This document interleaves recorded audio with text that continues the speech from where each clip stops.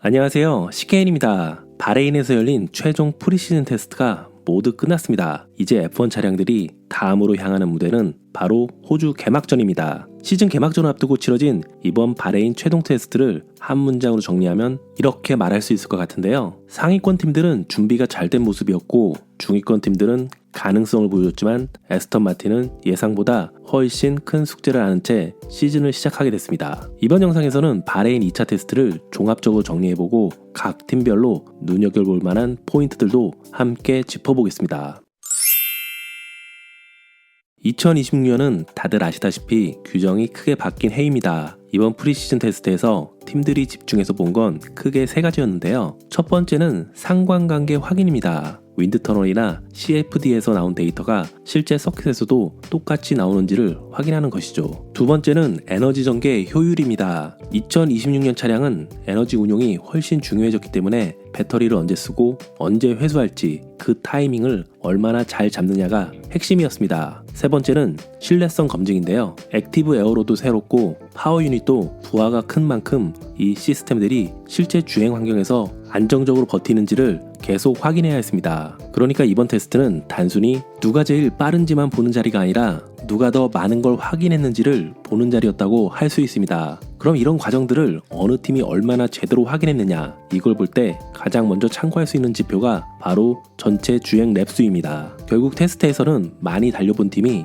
문제를 더 빨리 찾고 더 많이 고칠 수 있으니까요. 특히 이번에는 바르셀로나 쉐이크다운 그리고 바레인 1차, 2차 테스트까지 최종 합산 랩수를 보면 대략적인 그림이 꽤 선명하게 보입니다. 표로 정리한 데이터를 보면 메르세데스, 페라리, 하스, 맥라렌은 대체로 1100에서 1200랩대까지 주행거리를 쌓았습니다. 레드불과 아우디도 950랩 이상은 확보했습니다. 그러니까 대부분의 팀들은 차를 돌려보면서 확인할 것들은 꽤 많이 확인한 셈이죠. 반면 에스턴 마틴은 399랩 수준에 그쳤습니다. 이건 상위권 팀들과 비교하면 거의 3분의 1 수준에 불과한 주행량입니다. 이건 단순히 랩수가 적었다는 의미로 끝나는 게 아니고요. 그만큼 세팅을 다듬고 문제를 재현하고 운영을 정리할 시간 자체가 부족했다는 뜻입니다. 즉, 에스턴 마틴은 이번 테스트에서 성능을 끌어올리는 단계까지 가기 전에 기본적인 확인 작업부터 충분히 못 끝낸 상태로 시즌을 맞이하게 됐다고 볼 수 있습니다. 이번 테스트에서 가장 크게 경고등이 켜진 팀은 분명히 에스턴 마틴입니다. 총 주행 랩수가 399랩에 불과했는데요. 특히 바르셀로나 65랩, 바레인 2차 128랩은 정상적으로 테스트를 소화했다고 보기 어려운 수치입니다. 실제로 에스턴 마틴은 혼다 파워 유닛 쪽 배터리 관련 문제 그리고 부품 부족까지 겹치면서 마지막 테스트에서 주행 계획 자체가 크게 제한됐고 스트롤도 마지막 날 기록을 남기지 못했습니다. 그래서 이번 테스트에서 에스턴 마틴은 단순히 느렸다라고 보기보다 그보다 먼저 기본적인 시스템 통합과 신뢰성 확보부터 다시 잡아야 하는 상태라고 말할 수 있을 것 같습니다. 이번 바레인 테스트에서 에스턴 마틴 팀 내 최고 기록은 스트롤의 1분 35초 974였는데요. 이 기록 자체도 전체 기준으로 보면 하위권이었습니다. 원래 프리시즌 테스트에서는 랩타임이 조금 느려도 대신 농런 위주로 돌렸겠구나, 혹은 기록보다 데이터 수집에 집중했겠구나, 이렇게 볼 여지가 있는데요. 그런데 이번 에스턴 마틴은 그렇게 좋게 해석할 여지도 많지 않습니다. 왜냐하면 랩타임도 좋지 않고 주행거리도 적었기 때문이죠. 사실 이 조합이 제일 위험한데요. 느린데 많이 돌았으면 그래도 데이터를 남길 수 있고 빠르진 않아도 방향을 잡을 수 있는데 지금 에스턴 마틴은 그 단계까지도 충분히 못 갔다고 볼 수 있습니다. 결국 지금 에스턴 마틴은 성능 문제에다가 데이터 부족 문제까지 두 가지가 동시에 걸려있는 상태라고 봐야 할 것 같습니다. 이번 테스트에서 가장 인상적인 팀 중 하나를 꼽자면 저는 메르세데스를 빼놓기 어렵다고 봅니다. 합산 주행 랩수를 보면 메르세데스가 총 1216랩을 달렸는데요. 이게 전체 팀 중 가장 많은 주행량입니다. 이건 단순히 많이 돌았다로 끝나는 얘기가 아닙니다. 메르세데스는 이번 테스트에서 새 규정에서 특히 중요한 에너지 운영, 세팅 방향, 타이어 관리 같은 데이터를 가장 많이 쌓은 팀 중 하나라고 볼 수 있습니다. 그리고 전체적인 흐름도 좋았습니다. 러셀도 경쟁력 있는 페이스를 보여줬고 안토넬리도 테스트에서 좋은 속도를 여러 번 보여줬죠. 실제로 메르세데스는 바레인 테스트에서 꾸준히 많은 랩을 소화하면서 차의 잠재력을 확인하는 쪽으로 움직이는 모습이었습니다. 정리하자면 메르세데스는 이번 테스트에서 빠르고 많이 돌았고 운영도 비교적 정돈돼 보였다. 이 세 가지를 동시에 보여준 팀이라고 할 수 있습니다.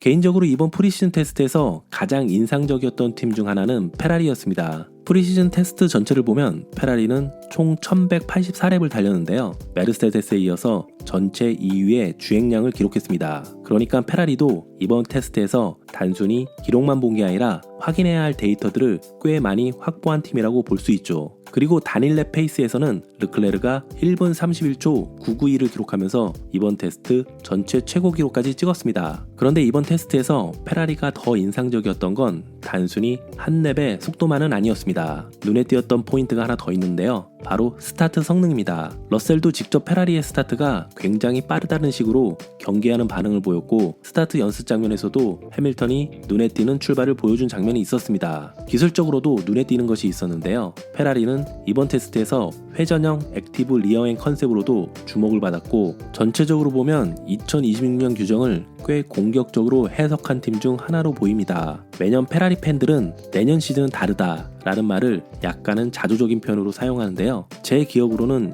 2025년에도 페라리 팬들이 이 말을 꽤 이른 시점부터 했던 걸로 기억합니다. 그런데 이번에는 분위기가 조금 다릅니다. 개인적으로는 올 시즌 페라리는 정말 다를 것 같습니다.